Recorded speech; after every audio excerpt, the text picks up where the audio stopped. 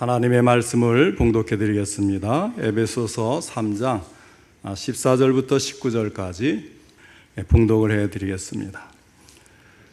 이러므로 내가 하늘과 땅에 있는 각 족속에게 이름을 주신 아버지 앞에 무릎을 꿇고 비노니 그의 영광의 풍성함을 따라 그의 성령으로 말미암아 너희 속사람을 능력으로 강건하게 하시오며 믿음으로 말미암아 그리스도께서 너희 마음에 계시게 하시옵고 너희가 사랑 가운데서 뿌리가 박히고 터가 굳어져서 능히 모든 성도와 함께 지식에 넘치는 그리스도의 사랑을 알고 그 너비와 길이와 높이와 깊이가 어떠함을 깨달아 하나님의 모든 충만하신 것으로 너희에게 충만하게 하시기를 구하노라. 아멘. 오늘은 그리스도의 사랑을 아는 지식, 이 제목으로 함께 말씀을 듣겠습니다. 오늘도 하나님께서 예배드리는 우리 성도님들을 만나주시고 생명의 말씀을 통해서 풍성한 은혜를 내려주시기를 축원합니다. 먼저 하나님께 기도드리겠습니다.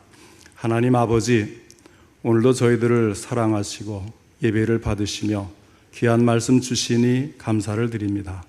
이 말씀을 통해서 저희들이 하나님을 더 잘 알고 하나님의 뜻도 잘 알아서 주님 원하시고 기뻐하시는 삶을 살 수 있도록 말씀을 통해 이끌어 주옵소서.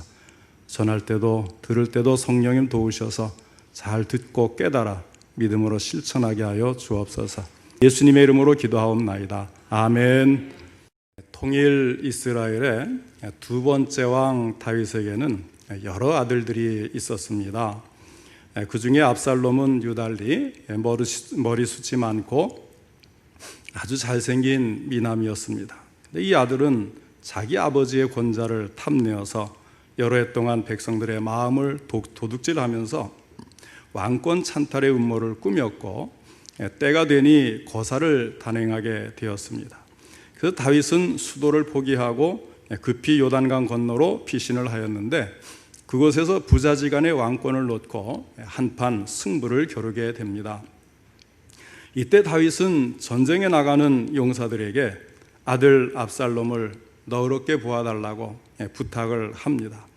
그러나 다윗의 군대 장관 요압은 압살롬을 죽이고 말았습니다. 전쟁에서 적장을 죽이는 것은 당연한 일이고 더욱이 왕을 배신한 신하를 죽이는 것은 당연했습니다. 그러나 아들이 죽었다는 소식을 들은 다윗은 심히 마음 아파하면서 내가 내 대신 죽었더라면 좋았을 것이라고 통곡을 합니다. 자, 이렇게 되니 요압과 이 전쟁을 승리로 이끌었던 그 사람들이 얼마나 그 마음이 참 가라앉고 침통해지겠습니까? 압살롬은 다윗 왕에게는 자신의 왕권과 생명을 노린 반역자이고 백주의 백성들 앞에서 아버지의 후궁들과 간통을 서슴지 않았던 파렴치한이었습니다. 그러나 다윗은 그를 위해 슬퍼했습니다. 인간의 이성으로는 요압의 처사가 옳다고 칭찬을 해야 되겠지만 그들은 오히려 전쟁의 승리를 거두고도 패잔병처럼 숨어서 돌아와야만 했습니다. 자, 이 사건을 통해서 우리는 지금 무엇이 옳고 그른가 이것을 생각하고자 하는 것이 아닙니다. 다만 자식에 대한 부모의 사랑이 얼마나 깊고 얼마나 넓은가 하는 것을 보여주는 사례라고 할 수 있는 것입니다. 인간의 사랑도 이렇게 논리를 초월하고 지성을 초월하는데 어찌 그보다 더 높고 헤아릴 수 없는 하나님의 사랑이겠는가 하는 것입니다. 프랑스의 시인인 알퐁스 데 라마르티는 사랑을 받기 위하여 사랑을 하는 것은 인간이지만 사랑하기 위하여 사랑하는 것은 천사이다, 이렇게 말을 했습니다. 과연 부모의 사랑이나 하나님의 사랑은 사랑하기 위한 사랑이지 사랑받기 위한 사랑이 아닌 것 같습니다. 더욱이 하늘 아버지의 사랑은 부모의 사랑보다 더 존귀해서 인간의 지성이 도저히 미칠 수 없고 합리성이라고 하는 잣대로는 능히 측량할 수 없는 초월성을 갖고 있는 사랑입니다. 그래서 오늘의 본문에서는 하나님의 사랑을 지식에 넘치는 사랑이라고 표현을 했습니다. 18절 말씀입니다. 능히 모든 성도와 함께 지식에 넘치는 그리스도의 사랑을 알고, 여기에 지식에 넘치는 그리스도의 사랑을 알고 그랬어요. 이 넘친다는 말을 영어 성경에는 surpass라고 하는 단어를 쓰는데요. 이것은 초월하여 넘어서는 것을 말합니다. 그래서 표준 세번역 성경에 보면 이것을 어떻게 기록을 했는가 하면 지식을 초월하는 그리스도의 사랑이다. 또 현대인의 성경에서는 헤아릴 수 없는 그리스도의 사랑이다. 이렇게 번역을 해놨어요. 다시 말해서 그리스도의 사랑이 얼마나 크고 넓은지 인간 지식의 한계로는 그 광대한 그리스도의 사랑을 이해할 수 없다고 하는 것입니다. 기독교를 사랑의 종교라고 하죠. 그 이유는 단순히 우리가 믿는 하나님의 성품이 사랑이기 때문만은 아닌 것입니다. 그분의 사랑이 우리의 지성을 초월한 것이기 때문에 그래요. 우리 인간이 사랑하는 것과 하나님이 사랑하는 것이 똑같다면 우리가 그렇게 높이 쳐주질 않을 거예요. 그러나 우리 하나님의 사랑, 그리스도의 사랑은 우리의 지성, 우리의 이성, 우리의 지식을 초월해서 헤아릴 수 없이 정말 크고 큰 그런 사랑이라는 것입니다. 뿐만 아니라 우리의 중보자여 구세주이신 예수 그리스도 그분이 인간 지성으로 측량할 수 없는 사랑을 실현하기 위해 이 땅에 오신 것 아니겠습니까? 로마서 5장 7절로 8절을 보면 의인을 위하여 죽는 자가 쉽지 않고 선인을 위하여 용감히 죽는 자가 혹 있거니와 우리가 아직 죄인 되었을 때에 그리스도께서 우리를 위하여 죽으심으로 하나님께서 우리에 대한 자기의 사랑을 확증하셨느니라고 말씀을 했습니다. 그분은 사랑을 위하여 오셨고 사랑을 실천하기 위해 죽으셨습니다. 그것도 자신을 거역하고 배신하는 나 같은 죄인까지 포함된 배반자들을 위해서 그렇게 하셨습니다. 이것이 그리스도께서 인간의 이성이 용납되지 않는 불합리하고 비논리적이고 부조리하고 모순되는 것 같은 사랑의 실천이었습니다. 이것이 우리가 믿는 기독교의 출발점입니다. 따라서 기독교는 하나님의 사랑에서 시작되고 그리스도께서 실천한 하나님의 사랑으로 성취되었으며 그분의 사랑을 알고 받고 구원을 누리게 된 예수님의 제자들의 사랑의 실천을 통해서 자라고 있는 것입니다. 그래서 기독교는 철두철미 사랑의 종교인 것입니다.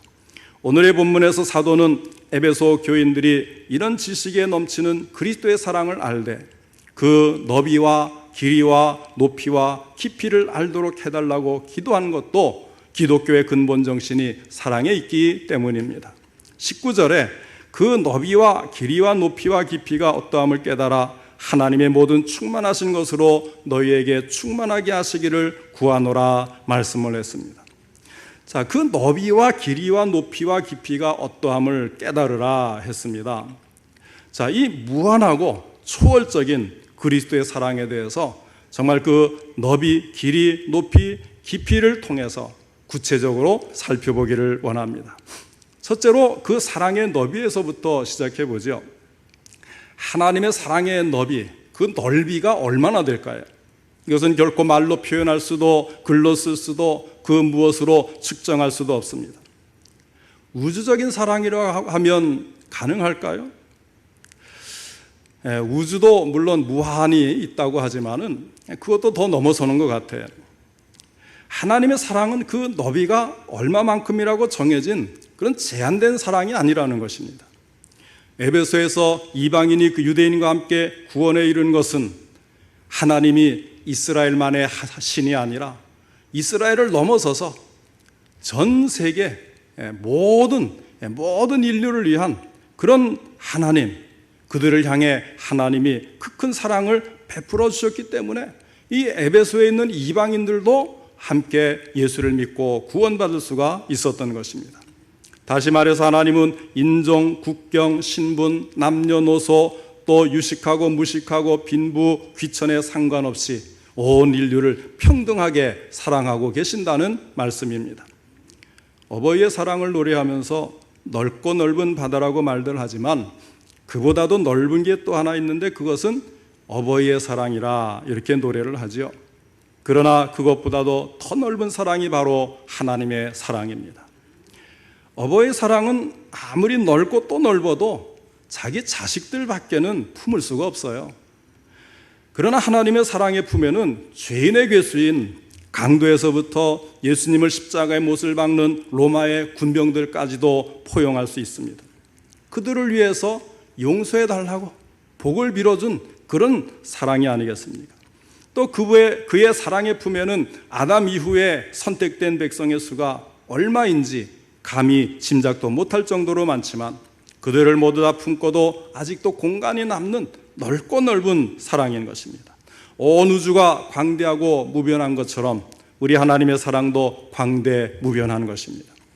마태복음 5장 45절에 보면 그런 말씀이 나오죠. 하나님이 그 해를 악인과 선인에게 비추시며 비를 의로운 자와 불의한 자에게 내려주심이라.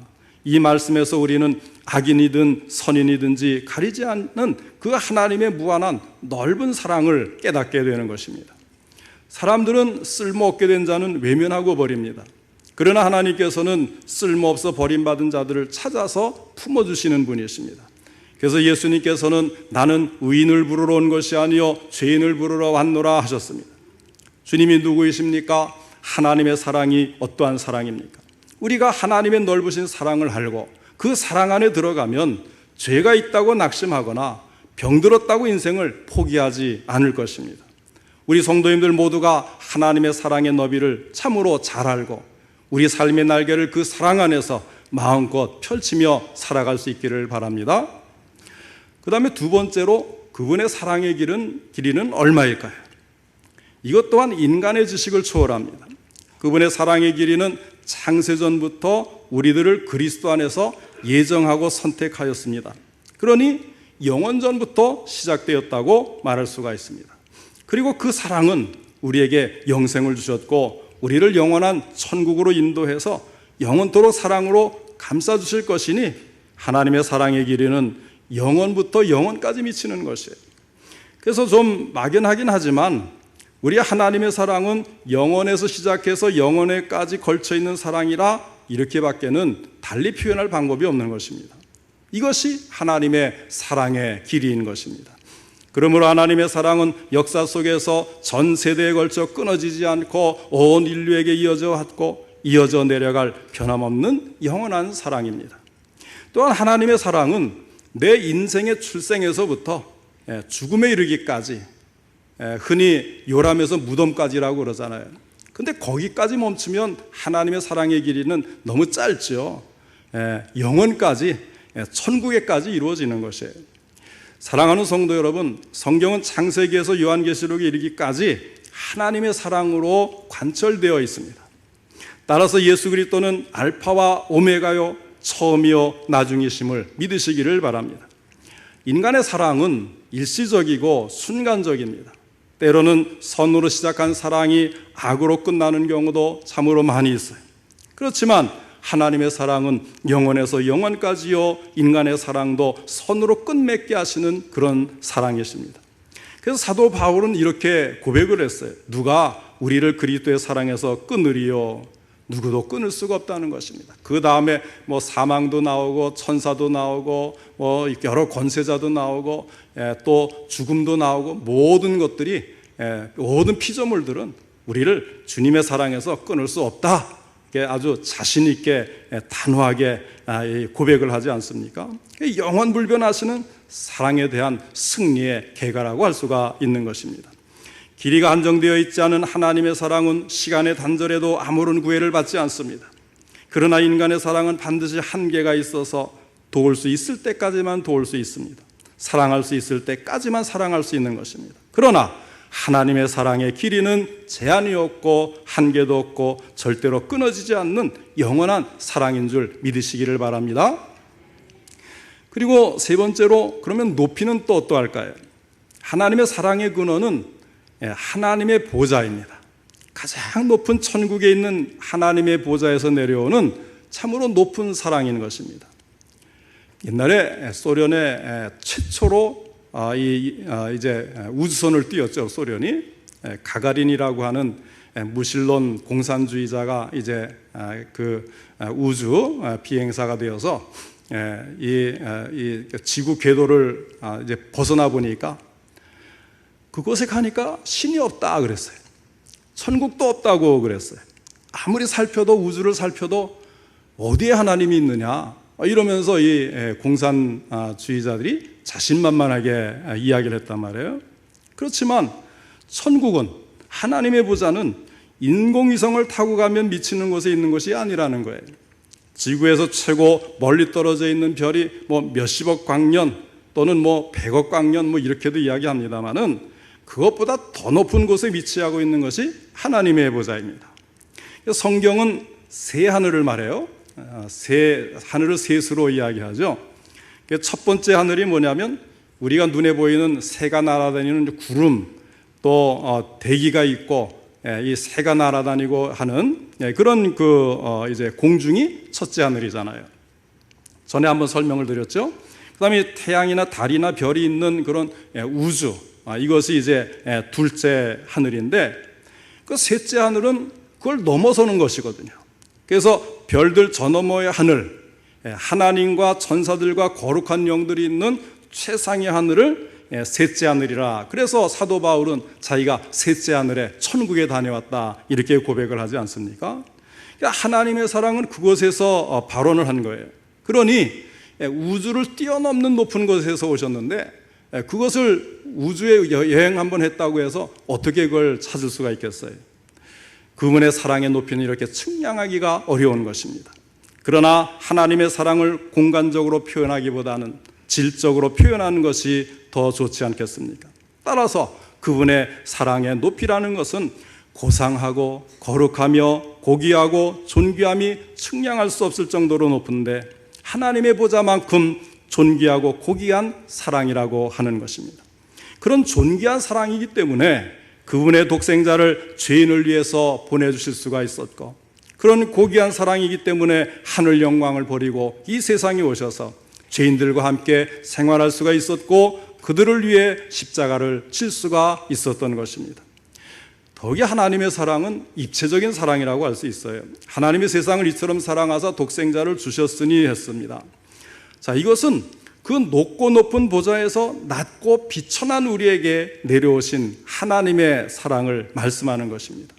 그러니 우리 자신을 알고 이 세상을 알고 위 아래를 알면 하나님이 얼마나 높은 곳에서 오셔서 높이를 알 수 없는 사랑을 베풀어 주셨는지 우리는 잘 알 수가 있는 겁니다. 많은 사람들이 하나님의 사랑의 높이를 아직 모르기 때문에 수준 낮은 세상의 사랑으로 내려가고 있습니다. 그러므로 우리 그리스도인들은 하나님의 사랑을 체험한 분량만큼 하나님을 사랑할 수가 있습니다. 옥합을 깨뜨리고 주님의 발 앞에 향유를 쏟아부은 여인은 주님의 높으신 사랑을 깨닫고 알고 그리고 나서 자기의 과거를 깨뜨린 것입니다. 자기의 귀중한 것을 드리면서 사랑과 신앙을 고백할 수가 있었던 것입니다. 부디 우리 모두가 하나님의 높으신 사랑의 정상까지 올라가서 높은 신앙을 소유한 믿음의 사람들이 될 수 있기를 주님의 이름으로 축원합니다. 그러면 깊이, 네 번째로 우리가 깊이에 대해서 좀 살펴보죠. 물에 수심이 있습니다. 학문에도 깊이가 있다고 그래요. 우리 신앙생활에도 깊이가 있습니다. 신앙생활을 한다고 하면서도 염려와 불평과 시기와 분쟁, 실망, 그리고 분열, 다툼 이런 것이 있는 것은 하나님의 깊은 사랑에 잠기지 못하기 때문에 빚어지는 결과인 것입니다. 이 돌이 무거우면 무거울수록 이 물속에 깊이 가라앉지 않습니까? 마찬가지로 우리의 신앙에도 무게가 있어서 하나님의 사랑의 깊이에 도달해야 되는 것입니다. 그리스도인들의 삶이 파손된 뱃조각처럼 방향을 잃고 물 위에 둥둥 떠내려가고 있는 이유가 무엇입니까? 신앙의 중량이 모자라니까. 떠서 바람 부는 대로, 물결 흐르는 대로 방향을 잃고 방황을 하는 거예요. 신앙생활은 은혜의 깊은 바닷속에 들어가 봐야만이 신앙이 무엇인지 그 참맛을 알 수가 있는 것입니다. 하나님과의 깊은 사랑의 교제는 깊은 하나님의 은혜 속으로 우리의 깊은 믿음이 들어갔을 때에 이루어집니다. 때문에 깊은 곳에서 아뢰는 기도가 하나님의 보좌를 움직일 수가 있는 것입니다. 십자가상에서 구원받은 강도나 돌로 쳐 죽임을 당할 수밖에 없었던 간음한 여인이 정죄함을 받지 않았던 것은 측량할 수 없는 주님의 깊은 사랑의 은총에서 나온 용서인 것입니다. 이 사랑은 천국에만 머물러 있는 사랑이 아니라 이 낮은 땅을 찾아온 사랑입니다. 얼마나 깊이 내려왔는지를 알 수가 있어요. 죄인들의 마음에 소망의 빛을 주기 위해서 죄인들의 어두운 그 가슴속까지 찾아온 사랑인 것입니다. 그리고 갈고리에까지 내려가신 사랑입니다. 그것만이 아니죠. 그분은 하늘 영광을 버리고 이 세상에 오셔서 죄인들이 당해야 될 지옥의 고통까지도 당하실 만큼 깊이가 있는 사랑을 실천하셨습니다. 이런 사랑은 인간의 지식으로 측량할 수도 없고 인간의 말로 표현할 수도 없기 때문에 다만 십자가의 사랑이다, 우리는 이렇게 고백할 수밖에 없는 것입니다. 이것이 하나님의 사랑입니다. 지식에 넘치고 초월한 헤아릴 수 없는 사랑입니다. 지금 이 순간부터 우리 모두 하나님의 깊은 사랑의 바다를 경험하면서 그 사랑 안에서 우리의 신앙이 더욱더 깊어지고 돈독해질 수 있기를 바랍니다. 그러면 왜 하나님의 사랑, 그리스도의 사랑을 우리가 알아야 될까요? 오늘 말씀에 뭐라 그랬어요? 그 사랑을, 그리스도의 사랑을 알기를 원한다 그랬잖아요. 정말 우리가 왜 알아야 될까? 자, 이런 사랑을 알아야 될 필요는 첫 번째는 나 같은 죄인을 살리시기 위한 사랑이었기 때문입니다. 지옥의 저주를 받아야 될 나 같은 죄인을 살리신 이런 사랑이 있었기 때문에 우리는 오늘 이 자리에 앉아 있는 것이 아니겠습니까? 우리의 죄를 생각하면 정말 천번 만번, 우리는 억만지약이라고 예전에 기도를 많이 했어요. 정말 억만 번이라도 죽고 또 죽었어야 되고 지옥에 가고 또 갔어도 아무 이의를 달 수 없는 존재들이지만 그래도 하나님의 넓고 길고 높고 깊은 사랑 때문에 용서를 받고 하나님을 감히 아버지라고 부를 수가 있게 된 것입니다. 오늘도 그분의 자녀로서 주님 앞에 나와 예배 드릴 수 있는 것은 내가 예배 드려주는 게 아니에요. 하나님이 그 사랑으로 정말 이 죄 많은 우리를 받아주셨기 때문에 오늘 우리가 이 자리에서 하나님께 예배를 드릴 수 있는 것입니다. 그리고 각종 은사를 구하며 우리는 축복을 기다리고 또 받을 수 있게 된 것입니다. 이것이 지식에 넘치는 하나님의 초월적인 사랑에 기인하고 있는 것입니다. 이런 위대한 사랑이 우리 구원의 원천이기 때문에 성도는 반드시 하나님의 넓고 길고 높고 깊은 사랑을 알아야 합니다. 찬송가 305장에 이런 가사로 고백하지 않습니까? 나 같은 죄인 살리신 주 은혜 놀라워 잃었던 생명 찾았고 광명을 얻었네. 자, 그 다음에 이제 이 알아야 될 이유의 두 번째 17절에 보면 믿음으로 말미암아 그리스도께서 너희 마음에 계시게 하시었고 너희가 사랑 가운데서 뿌리가 박히고 터가 굳어져서 하고 말씀을 했습니다. 그리스도 안에 있는 모든 성도들이 한 사람도 빠지지 않고 이 위대하고도 고상한 사랑을 알아야 될 이유는 두 가지죠. 첫째는 이 사랑 가운데 우리의 신앙의 뿌리가 박히기 위해서이고 둘째는 신앙의 터가 굳어지기 위해서입니다.